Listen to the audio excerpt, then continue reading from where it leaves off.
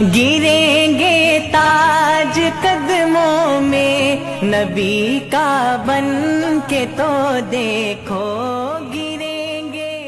السلام علیکم ورحمۃ اللہ وبرکاتہ۔ ناظرین کرام، آپ سب کا میرے چینل الصفا اسٹوریز میں خوش آمدید۔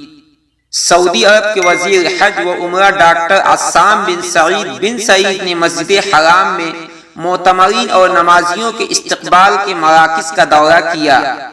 مذکورہ وزیر کے ہمراہ ان کے نائب ڈاکٹر عبدالفتاح بن سلیمان مشاط اور حرمین شریفین کی اسپیشل سیکورٹی فورس کی قیادت بھی تھی۔ اس موقع پر نائب وزیر حج و عمرہ ڈاکٹر عبدالفتاح بن سلیمان مشاط نے کہا ہے کہ یہ دورہ وزارت حج و عمرہ کے زیر انتظام طریقہ کار کے جائزے کے سلسلے میں ہے۔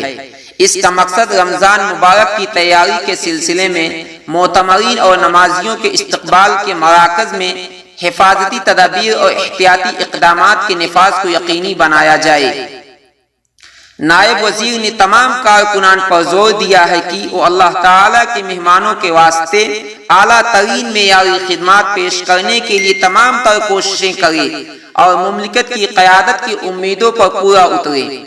مسجد حرام اور اس کے اطراف علاقوں میں معتمرین اور نمازیوں کی اکٹھا ہونے کے 3 مقامات ہیں۔ یہاں کی یومیہ گنجائش 1 لاکھ افراد سے زیادہ ہے۔ واضح ہے کہ اعتمرنا اپلیکیشن کے ذریعے عمرہ ادا کرنے والوں کی مجموعی تعداد 1 کروڑ سے تجاوز کر چکی ہے۔ ناظرین، اگر یہ ویڈیو آپ کو پسند آئی ہے تو ویڈیو کو لازمی لائک کیجئے گا۔